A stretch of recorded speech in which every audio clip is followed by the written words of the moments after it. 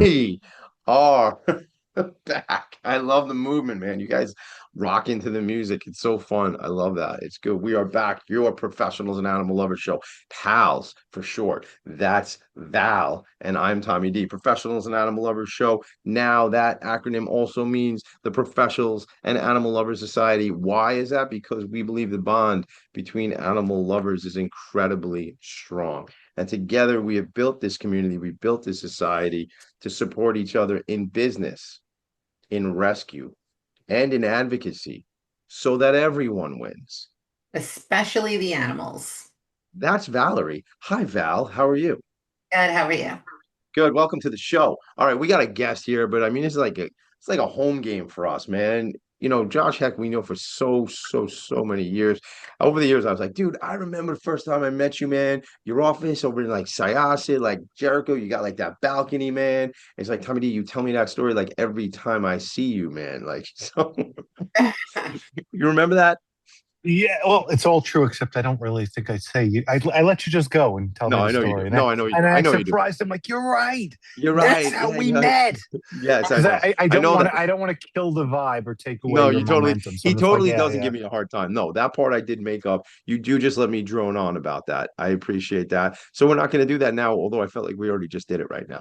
But look, you know, an attorney, well-known, well-connected attorney here on Long Island. Valerie's got great stories to tell along with you because she's been sharing with me over the last couple of months behind the scenes, the work you've been doing. However, you and I did get some time, you know, Josh, to hang out at Danny Taylor's event with a friend and mentor of yours, who I got a kick out of that guy too. Oh, John. yeah, sure. Well, I got a kick out of him. He was telling stories about his dad and all. We had a fun night that Friday Yeah, night. that was a good time. That Yeah, was a Val. very good Unfortunately, you time. weren't there, Val. That's what happens when you leave Strong Island. You know, you miss I out know on some of John this stuff. Yeah. DeMaggio. You Oh, know who it you is. missed it, Yeah. but you were missed too. You definitely Oh, Yes, you were missed. missed. You thank missed and were missed. That is a true statement. So let's get into it, Val. I mean, you have been telling me we got to get with Josh, got to get him on a show, all these important things, and so I know you want to start us off. So let's go there. you. So I'm trying to remember how many years ago it was. It's you lose track of time over time, but I'm gauging maybe 15 years ago, 12 years ago is when Josh and I first met. Um, Hmm. and he was actually at that time, well, actually, before we met, he used to work with John. That's John right. Oh, is married to Vanessa, who I went to high school with. that's And right. I forgot so that part of the story. very good friends with Danny Taylor. And so, that's the circle just keeps shrinking all the time. It's amazing. Yeah, yeah, yeah. But certainly I've known Josh through the years as a matrimonial lawyer. And I have definitely sent a couple of people his way, whether or not they ended up going through with their divorce, I'm really not sure, but I wouldn't hesitate to recommend Josh ever. So what's kind of cool is that over the years, it's come to light that he's a supporter of the animal world, the animal lovers, and he's an animal lover and a pet parent too. Um, he came to the Compassion Awards a few years ago, the first that we did, and we have to do that again. Oh my gosh. We're gonna have to do like three compassion awards in like one 18-month period to make up for what we haven't done. You know what I'm saying? Just in Okay. putting it out. Go. I like it. And so actually at the Compassion Awards, this is important because it just really, I think, validates the premise that we have going on that animal lovers love to support one another. So at the Compassion Awards, he met Danny Taylor. She had just started her career in real estate. And then I was encouraging them to like meet up for coffee and all of that. Well, they did, and then like a week later, he referred Danny like $1 million listing in Bayville. I don't know. Mhm. Ivo. I forget. Yeah. Um, so that was just like kind of again underscoring what we know. We know that people who love animals, they connect with like-minded people. And so fast forward to like maybe 2 years ago or a year ago he's telling me this story about how him and his girlfriend went to the Riverhead Aquarium. And I'll let you take it, Josh, because it's a great story. Oh well, this is all her. I'm just, walking around. Oh, yeah, the fish. They're all swimming, and you get to the octopus. The octopus was in this like cylinder. So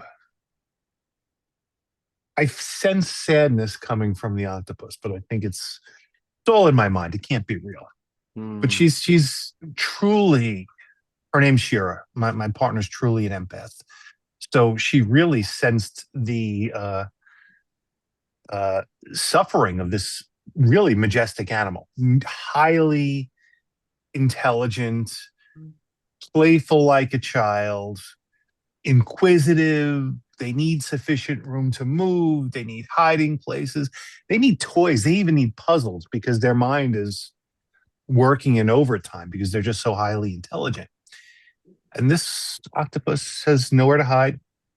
They have the natural instinct to hide because there's predators, and mm, they don't really have any defense mechanisms other than their ability to camouflage and their intelligence and their instincts. So she was so bothered by it.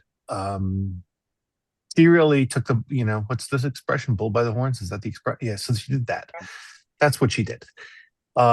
So we wrote a letter. I drafted the letter, prompted in large part by her. We wrote to the aquarium. We shuffled around to this person, to that person. We wrote to the director. I mean, we were both deeply disappointed to see this. I think it was a giant Pacific octopus in this contained unit where it clearly did not belong. Um, the letter went nowhere. We never really received a response. We came back a few months later. That cylinder was that tube was empty. The octopus, in fact, passed away. The octopus died, Mhm. and they can die from stress. They could die from sadness. Mhm. Mhm. And that really is what transpired here. And it probably would not have taken very much to have placed the Pacific octopus to the extent it should be in any captive environment, in a more suitable environment. And I don't know. I don't know if they should be held in a captive environment at all, where they're viewed. I It's the agree. antithesis of their very nature, an right. instinct to hide. So you take an animal that's looking for hiding places, rocks and crevices, and they're going back. They viscerally just want to hide from predators. That's what they do. Right. And you put them in a environment where they're constantly under surveillance. The stress will, and this is not Yeah. melodrama. It will kill them. Humans coming up to Yeah. where you're trying to live. It's funny, we talk a lot on the show about species appropriate diet, but Mm, certainly there should be species appropriate environments if in fact an animal is in captivity. But I agree with you. I haven't been to a zoo or an aquarium in years because now I just feel badly for all of them. yeah. Um, Let me switch gears though, because that to me, I could be wrong, but that was kind of your entry point into the world of like advocating for animals, right? That was like your first effort, if you will. Well, I mean, as far as active advocacy, I Mhm. would say so. That's the first letter written or real involvement. Yeah. And I appreciate you so much too, because even though we're friends and I get very weird with friends in business, referring comes very easily to me. Love doing that. Can't wait to anxious, always hungry for more, right? Mhm. Right. But that said, I also wanted to thank you because you and your firm of Sunshine, Isaacson, and Hecht have supported several of our um, pals' lunches and meetups, and it Yeah. means so much to have support. Like we can't do it without sponsors. We really can't. I mean, we could, but then we're gonna get forced. Haha. Um, I'll speak for just me. Sorry. Um, but the other thing that we have to talk about this. So recently there was a situation that unfolded, and I'm going to let you talk because I don't know how much you can or can't say about it or whatever. But the point is that there is a private citizen who Yes. I've known her for many years now, probably 8 7 8 years. And I actually met her while advocating at the town of Hempstead. So I would see her at some board meetings, and she traps cats. She does TNR, and she does it on her own time. It's an unpaid for thing. And anyway, I don't know if I told you this, Josh, but she actually came to my house when I lived in Baldwin because there was this one cat who she was like impossible to trap. We had tried several times, Barry and I. We're terrible at trapping. We suck at it.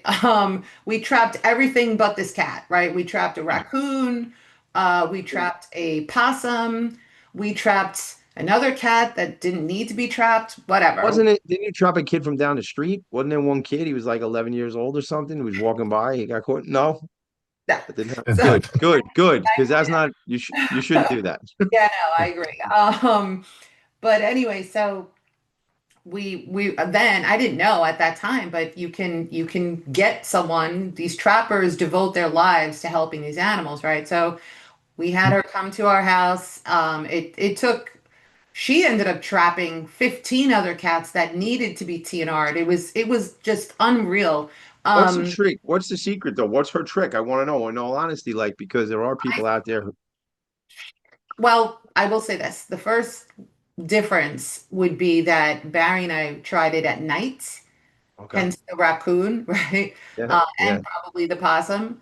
But we were just trying to do it when we could, you know. But she was at our house like first thing in the morning, like 7 o'clock in the morning, because you've got to set the trap and then you have to, if you trap the animal successfully, you've got to get it over to the shelter to drop it off in a small window. It's like an hour or something like that that they give you to drop an animal off. Anyway, the point is that she helped us tremendously. We finally did trap that mother cat who's like, she was like Houdini.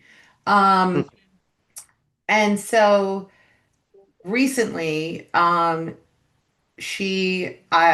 this is my opinion, she incurred a horrific amount of retaliation against her from the town of Hempstead. Um, and so it clicked in my head because she was telling myself and Diane Madden about this letter that she received from the town. And I was like, you need a lawyer. And so this is how my mind works these days. I have an animal lover who needs a lawyer. Clearly, I know a lawyer who's an animal lover. Let's get them on a Zoom call. So fast forward, that's now a current case. And Josh, why don't you talk about as much Yeah. as you can, without breaking any laws? Haha. I think I'm pretty safe on this one because so Okay, much of it's a matter of public record. right. And when it comes to the town of Hempstead, I can't talk about this one case. I can't really discuss it without talking about all the cases. Yeah. So this is not a one-off. It's not an anomaly. There's kind of a common thread that runs through these cases. Mhm. If you try to talk, they'll try to silence you. So I represent one of three active cases against the town of Hempstead right now. What's so surprising is all three cases, the genesis of these three cases come from a letter that all three of these animal lovers received, basically banning them from any and every town facility you can imagine. You think that there's something behind this, and there's more than meets the eye. Promise you, there's less. Like they've literally done nothing wrong. So the only thing they have done, at most, is expressed legitimate concerns to the elected officials in the town of Hempstead, and they voiced them publicly. Legitimate concerns. Legitimate concerns regarding the TNR program. Legitimate concerns as to the administration and care for the animals at the town of Hempstead animal shelter in, was it Wantagh? Yep. So, for all of us, and I've said this before, if I ask you to close your eyes and conjure a place where if you speak out on matters of public concern regarding a public official and and they bring down the full weight of the government to say you're going to be arrested, threatened with criminal prosecution if you set foot on government property. You'd imagine North Korea, you'd imagine Iran, you don't imagine the United States, you don't imagine New York, you don't imagine the town of Hempstead. That's Yeah. precisely what's happening here. And like, you think about these people, animal lovers. What are they giving a voice to? They're giving a voice to animals. Well, obviously, they can purr, they can meow, they can bark, but they can't really speak for themselves. You know when they're hungry, but they can't really speak for themselves. So these dedicated, compassionate, exemplary individuals who deserve maybe not a monument, maybe a medal, perhaps a cookie, something nice. Instead, what are they getting? They're getting these letters. And all of a sudden they're being bound from the town facilities, which they fund with their tax dollars by the elected officials whose salary they pay with their tax dollars to be completely shut out from the process so the status quo can continue. So, these three cases aren't, it's not a situation of oops, because the town was the subject of a similar lawsuit. I don't know how many years. I don't want to say anything 2011. incorrect. 2000. 2011. All right, so you have 14 years of notice, and now and instead of a little bit of, well, let's call it introspection, if not self-preservation, to not be in a situation again. Here they are 14 years later, finding themselves in the same situation. And the common thread through all of this, again, is literally just animal lovers speaking truth to power, trying to get the elected officials to reform the animal shelter, reform the deficits in the TNR program. And this is the result. And it's terrible. It's outrageous. And I, you know what? I just have to say, like, for anyone who's listening, if you're wondering about being banned from town properties, like, what does that mean, right? It literally it means you can't go to the parks that your taxpayer dollars fund. You can't bring your kids, or if you want to take a swim in the pool, you can't do it. Can't play pickleball, whatever you're into. You can't go in person to the receiver of taxes office to ask questions about your tax bill or pay it. Okay. You can't go to town hall. That's the biggest one for me because that's what I used to do. And I cannot even fathom what it feels like to be told you're not allowed to go to a public board meeting, which again, Josh said that your tax dollars pay those people's salaries. You can't use your voice to advocate for change. It's outrageous. And I have to say, when I first saw that letter, I showed it to like 4 or 5 different lawyers. Just curiosity. I was like, to me, this is mind blowing. What do you think? It also said in the letter that if any one of these people showed up, they were threatened with police activity. Like, we're going to call the cops. And so literally, I was asking like for second opinions because I'm not a lawyer, right? Every single attorney who saw that letter said the same exact thing. I cannot believe a lawyer signed this. No, they all were mind blown. Like, this is so unconstitutional. It's so wrong. It's unethical, but it is astounding. So I was just curious, like, what your reaction was. I think it was similar. Like, I get this a lot too when I talk about this. People are like, "What did they do?" Right? Like, Right. what could possibly have precipitated this so that they can justify banning these taxpayers and volunteer people from Old Town properties? and if that wasn't enough, it's hardly a coincidence because these letters, Mhm. boilerplate letters, all Are they? three, all Yeah. three lawsuits, all that was changed was the name of the recipient and the address. The content of the letter is exactly the same. And these people, they were delivered in around the same day and they have no affiliation or Yep. personal connection with each other. So Right. three people Basically, it reminds me of The Godfather at the end, where they go after all five families. We're Yeah. cleaning house today. Anybody who talks, any citizen or constituent or taxpayer that speaks out against us, we're just banning. Carte So let blanche. me ask you a question, Josh, and I don't know what you can and can't answer, but like it sounds like there's from whatever a past case, maybe there's precedent for this type of behavior. And again, I'm being understanding of what you may not be able to share completely your strategy here and things like that. But it, it sounds like this is their MO. This is how this organization operates. This is what you're gonna get. You mess with the bull, you get the horns, right? You said take the bull by the horns, but you mess with you speak out Right. against us, we're coming after you. But that's like you said, like that's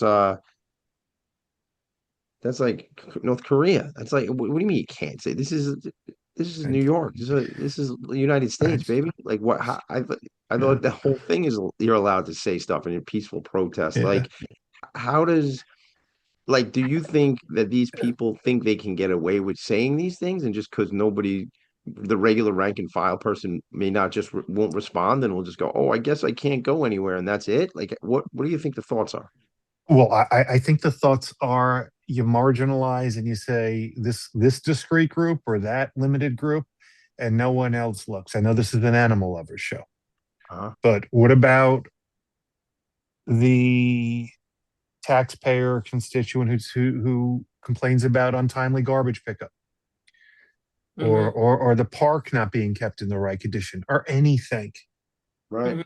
It can Hmm. happen to anyone for any reason, and it's Yeah. completely arbitrary.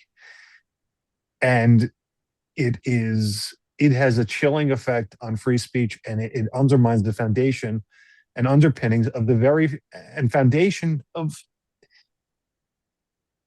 everything that this democracy is built upon. And I don't want to be melodramatic or resort to histrionics, It's real. but It's just real. it's not really about Hmm. just animals. Pick Right. your Hmm. topic. It could be anything. Yeah. You just can't go. Is that the one? You remember the one?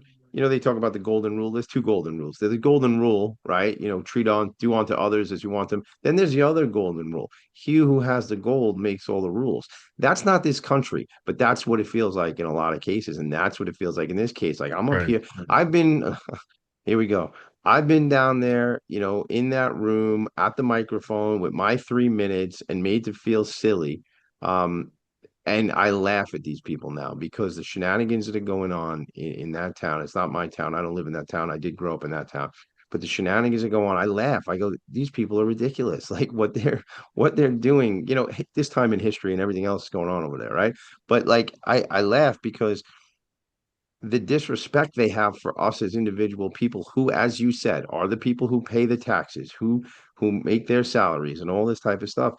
It's ludicrous that these folks think they can get away with that. And like you said, these are marginalized communities, air quotes, right? Like, oh well, those are the animal people or whatever. No, no, no. Those that's a woman who's trying to protect there's the cat population and there's too many cats. So she wants to get them TNR'd. So Right. your neighborhood, whoever you are, if you live in the town of Hempstead, and these a lot of them do.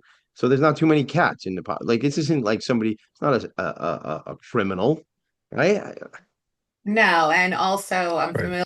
I'm very familiar with one of the other cases. And this volunteer, this guy, he's retired. He is like the nicest guy. I cannot even tell you what a sweetheart he is. He actually reminds me of my dad, like temperament wise, and he just a wonderful, docile, compassionate man. Um, anyway, he was specifically concerned over this one dog named Titan, and he Titan was being held in the back, off, which means it's out of the public's view, and he would visit him, and this dog was just a total mush ball of a dog, like a total teddy bear, and the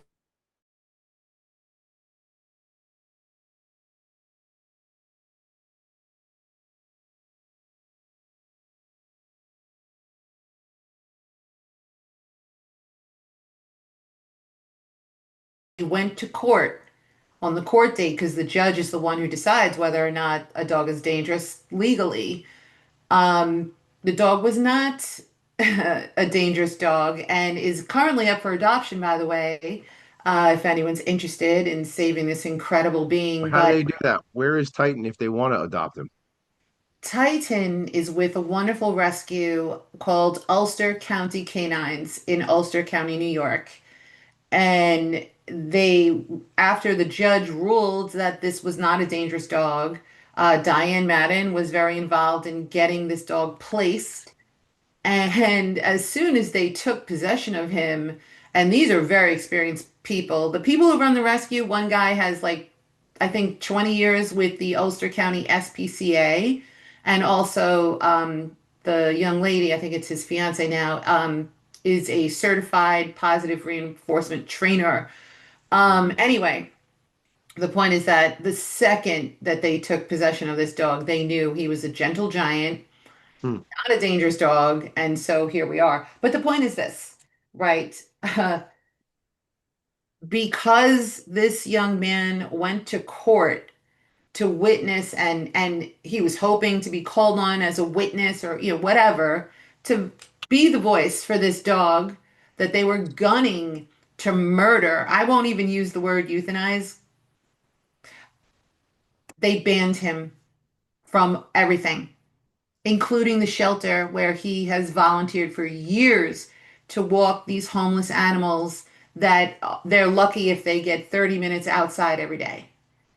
It's so wrong. It's so belligerent, arrogant. I think it's incompetent. I meant to ask you too. Um, I don't know if you can answer this or not, but I'm curious. It's been stumbling around in my head for some time. Like, if the town loses, I should say when precedence was laid back in 2011, where the plaintiffs, the band's three volunteers back then, they won significantly and for less, right? They were only banned from the shelter. They weren't banned from any other town properties.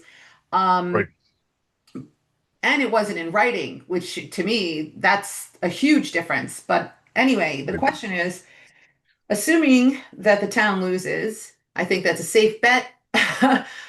Is there grounds for disbarment for the lawyer who signed off on all of these three letters? Not my area. And I'm not being cute. I don't even know. Yep, I have not no idea how they'd handle it. Not a gotcha. clue. Yeah, What I'm about just that though? Aside, is anybody to go further? Is anybody personally, I don't know the legal terms, liable or responsible? Forget about being disbarred. Is anybody gonna have to pay a fine? Or is it just like, ah, shoot, town of Hempstead did a mistake and now the town has to pay, which really means the taxpayers have to pay. So like, does Right. anybody, a person, does a human, like an individual, get penalized in any way? So as far as individual accountability, where the buck's going to stop with a certain individual, uh, there are individuals named in the lawsuits. Um, two of them have a far lengthier list of defendants. So stay tuned. I guess Hmm. we'll as things progress, I think there'll be a clearer answer, but it's just not clear at this point. All three of these cases are, if you could call them, say they're in their infancy, and all three Hmm. are in federal court in Central Islip. So it's not a local matter. It's being handled by a federal judge. yeah, yeah. And this is the other part of it, which I always tell people, like, you never know who's listening or watching this podcast, but even if you don't consider yourself to be a big animal lover, you should care about the money because the reality is the Right. legal fees are one aspect of it and the reward. So all told, if memory serves, these three federal lawsuits, the total awards being sought is like $44 million. dollars.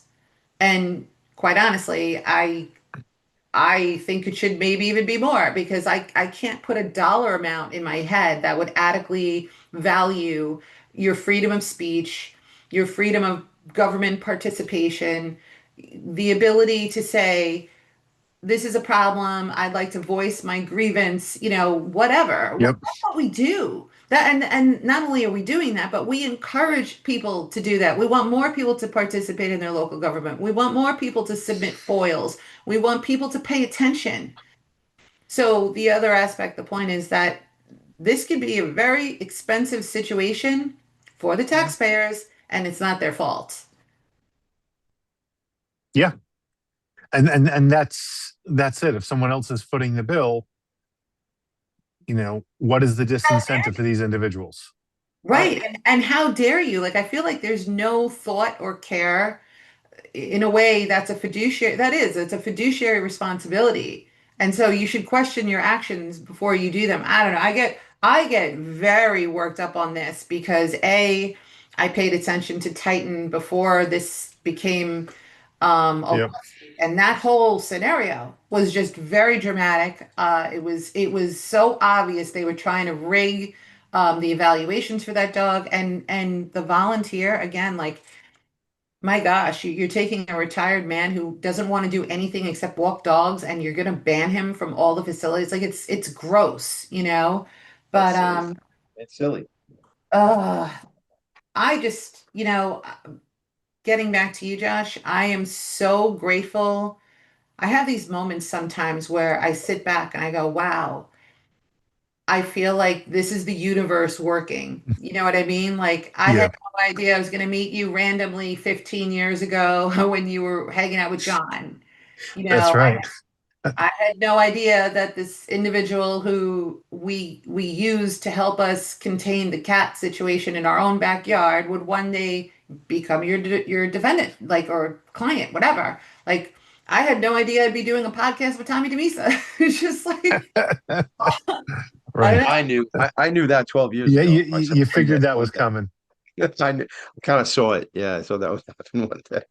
Yeah, And Josh, the funny thing is, Valerie asked Yeah. me to be on her podcast years ago, and I would never even do it because I had like my own hangups in my mind. Now I Oh, do what was full. her podcast?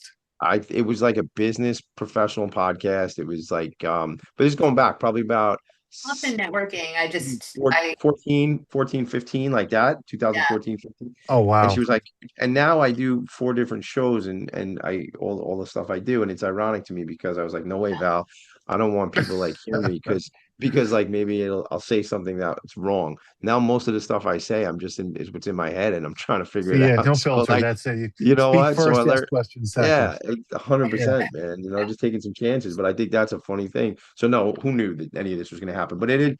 When you look back, it makes sense, Valerie. A lot of things do. I think you met that woman, and what it is. You said at the beginning of this show today that what really gets you excited is making these connections. You're less similar to me. Let me start over. We're similar in we're less focused on getting anything for ourselves. We're more focused, and we get more of a kind of a fix off of bringing other people together, right? So like we're very similar. As different as we are, we're very similar in that regard, right? But we That like is helping. we That's like really, helping. 100%. Yeah. So you knew, so like you're the one who, in this example, you're the one who attracted this woman and Josh. And most people, and I don't mean this to be rude, but most people don't see that connection. People like you and me are unique in a lot of ways and go, whoa, okay, wait a minute. Do. Oh yeah, there it is. And we put the pieces together. I'm not saying like somebody called me this recently. I don't use this word because I think it's like silly because I laugh at people who do call themselves this. But somebody's like, "Oh, Tommy D's not a connector. He's a super connector." Come on. I'm a guy who figured this out, and I understand who should be with who. And Val, you're the same way. well, Um, yes, and it's a but it's a puzzle. And in fact, I just want to throw this out there because I'm yeah, about to post on behalf of a friend, but just in case, looking for a manufacturer, parts, and partnerships expert or company to produce patent pending products in bulk, USA based preferred, asking on behalf of a New York based entrepreneurial friend. So wow, now, if I can score this for her, she's an amazing person, animal advocate, mother, teacher, like, she's all the things. Um, that would just be very gratifying. So that's that's the why, thing for us. We love that stuff. We love that. We and love that. that's why we do this, because of she's a very, very good animal advocate too, with a lot of experience. But anyway, that said, it's like this is what I live for, right? It's like I love to help compassionate people thrive. Hmm. Period. Hmm. Yeah. Yeah. And it was And we fun. love you for it. And it was fun for me. Yeah, Josh, you know what? Introducing you to that said person um on the Zoom Yeah. call and everything, and Diane Madam was there too, and we went Yeah. through, the background of it all, and that's very rewarding for me because I Hmm. feel like I'm doing my best to earn enough points to one day make You, it in the right place. Is that what it's about? Oh, I you're have a just lot trying of to get. damage to undo. I have a lot of things to make Oh, up please. Oh, for. come on. That's funny. That's funny. Josh, aside from this, what we talked about today, really Mhm. give us a real understanding, if you could, on a quick your business and the other lines, the other practice areas, I guess a better way to say it, and who you Yeah. like to connect with both locally, and other places. And do you Sure, work sure. on federal cases? Yes, because they just run out very efficiently. But when I met Val, I don't even think it was John that connected us. I think we just realized there was that mutual connection there. And the same thing that drew me to Val is probably the same thing that got me into this area of law, matrimonial and family law, which I've branched out from. But when I was in law school, I worked for I clerked, I should say, for a matrimonial judge, interned for a matrimonial attorney, and drove a limo at night. And when I was clerking for the matrimonial judge, I'd see everyone, frankly, for lack of a better word, schlep in with all of their boxes, and they would say, choose something else. That's basically what these guys would say when they have a minute with me. These these They were these trying to divorce talk you attorneys. out of. They were trying to talk you out of going into Yeah, the they're court. like, oh, this is not a life. You can get out, be a florist, be a baker, do something, make people happy.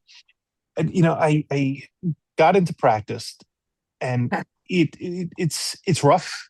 You're seeing people at their worst, I should say. But if what's the common thread with networking, with working with a client, it's just understanding. And we all walk around, even on our best days, with our own internal struggles. They're silent, they're in us. Other people don't see them. And if you take someone, and any matrimonial attorney, divorce attorney can tell a client what the law is. They can talk about the domestic relations law and the Family Court Act, and it would be as boring to them as it's boring to you right now to hear about those statutes. But getting to know a client, getting to know what their hot button issues are, getting to know what they hope to achieve from the process, discussing with them what the roadmap is, what the plan is, that they could be the architect of the next stage of their life. Mm. Trying to get them through the process with their dignity intact, their finances preserved, their relationship with their kids preserved, and really getting to know them. And I don't run a volume practice; I never have. Mm. It's more of a concierge approach. You could really make a difference, and for better or worse, in this area of law, it's not just lifelong. It could be generational, and to be a Mm. part of it and play that role is something that I found to be very meaningful and reinforces the way I've practiced over the years. Now, I've also realized that it's not so different in commercial litigation. I guess I branched out into business disputes and contract disputes about 9 or 10 years ago. My big case where I branched out was actually against the town of Hempstead. Stay tuned for another conversation. Valerie and I had a lot of conversations about that. Still the same issues. When you're looking at statutes and contracts in corporate law, it's one thing. But when you're dealing with a small business owner or someone who's on the wrong side of a underhanded dealing, in that case, also with the town of Hempstead, you have a real opportunity to make a difference for one person, or one group of people, but on a major level. So that's carried through. That's how I practice. That's why I don't constrain myself to one area, because the human element is a common theme. whether it's a business or a marriage. People always think their sweat equity is worth more than it is. And it's worth a lot, but people always come in with their subjective viewpoints. And to really Mm, discuss things with them, flesh it out, get your finger on the pulse and really understand what's going on. It's been tremendously rewarding for me. And it's the Mm. same thing in networking. I think the what makes you I'm not going to use the cliche of super networker or superconductor or matchmaker, but Tommy, I think you're a listener, and Val, I think mm, you're a listener. And the compassion doesn't just end with animals.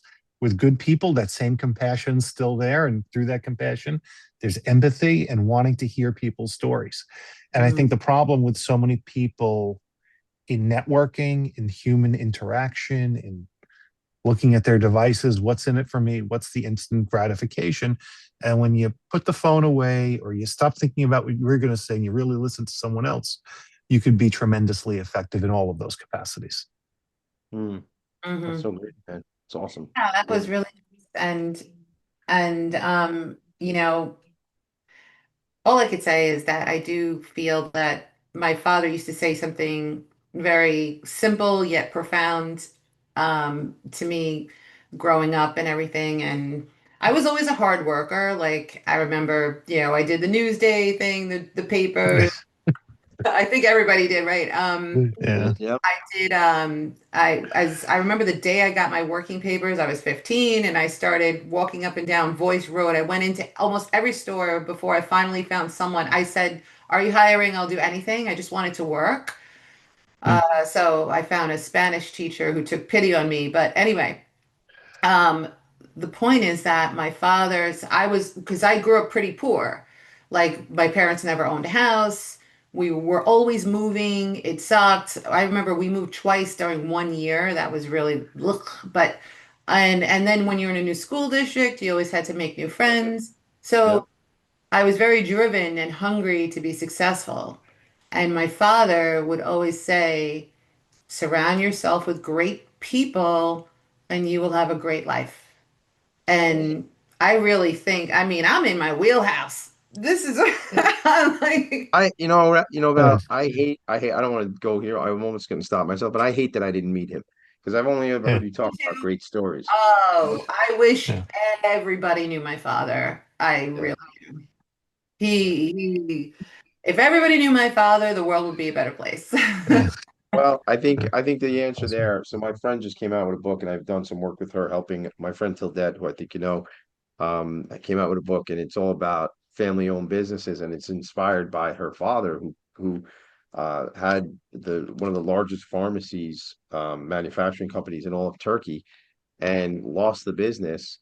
And Tildette was living in the States, and called Tildette to let her know that he'd lost the business and couldn't really explain everything that had gone on. And the next day he died, and Uh, she never had the closure. But what she did was she had decided that that book and the oh, stories and the consulting that she does was to support family-owned businesses, right? mhm. But it's the same sort of thing. Like, I think I do know your dad, just not here, but like through everything you're Yeah. talking about. So like through everything she talks about, her dad was inspirational in writing that book, the work you do in the world. I think of your dad, the story you tell when he was I think he was in a hospital or in a rehab, and there was Yep. like was there an animal there, or with a Bunny, dog, like a a therapy rabbit. bunny? Therapy rabbit, which is a great, like, therapy dogs are great, but therapy rabbits, not enough therapy rabbits. I'm just saying, I I love agree. therapy dogs. Cheeto is my therapy dog. He's my guy, but I think therapy rabbits are underrated, just not enough of them. But it's that stuff, that it's that legacy that we all come from, and it's Yeah. those stories that bring us through. Two things I want to mention, and we actually ran out of time already, but really think things I want to highlight, aside from all the great work you guys have collaborated on and what's going to happen um, in these cases. But Josh said concierge approach. He said they're not a big plant of marital stuff. No, it's concierge. It's focused on that individual and their situation. And what I also took away was you can be the architect of the next stage of your life. So somebody who's coming out of maybe a marriage or a relationship that's not working, or even on the business side of things, that business relationship that's no longer working, you're coming out of that. You get to, everybody, I'm speaking to all of you, you get to create what the next journey is going to be. If you're 50, you get to create. If you're 70, you get to create. Every day going forward, while you're still here, you get to create what you want. And I think that's a big part, having a trusted advisor like Josh Hecht in your corner. That's a big part of that. I mean, like that's the stuff that, was on my little note card that I took away. Tommy. You know about index cards, Val, right? You know about those. You love your index cards. I know we like flashcards, but that's big, Josh. We appreciate that, and it makes me No, thank you. even. You're welcome, and thank you. It makes me even more inspired to make connections for you because I know that people are going to be served very well when they meet you. Val, anything you want before we let him get one more word in, and then we get out of here? I'm hungry. Great. Ditto. Okay. All right. Well, I ate before the show, so I'm good. Since we're talking about that, all right. Listen, Josh, anything you want to leave us with? How we get in touch with you? That sort of stuff. Phone, email, fax, smoke signal. I'm just delighted to be on the program. Big thank you to you both. Have an amazing weekend. You too, man. I think the world of both of you and Tommy. We need to spend more time together. We definitely Us do, too, man. Val. Listen, Yeah. I would Let's like to make it sit. happen. I'll come sit on the balcony with you, brother. That's We're it. right Let's back to do the it now in balcony. the fall. We'll go It's down. beautiful. We'll get some hot apple cider, some cider donuts, and we'll make it Oh happen. my God, this guy threatened me with a good time. How dare you? I'm in. That's it. I am All all right. in. I'm all in. Listen, I appreciate Let you, me man. know. It's so fun having you. I agree. We don't hang on enough. Valerie, I see you have more to say. Take it away. Jealous. She's jealous about. I knew she was Well, jealous. it's just location. It's not you. You come Yeah, up. You're that's you're true. always welcome. Standing It's just invitation. easier, Val. It's just easier if you come to us because there's two of us up here and you're not. So, you made these decisions. Life's all about decisions. You made a decision to leave. You made a decision to leave. We stayed. I leave you all with this. The greatness of a nation and its moral progress can be judged by the way its animals are treated. Treat your animals well. Treat your people well. Give hugs, man. Make it a great day. See you next time. Love Bye. you guys. Love you. Thanks so Bye. much. Thank Thanks, you. everybody.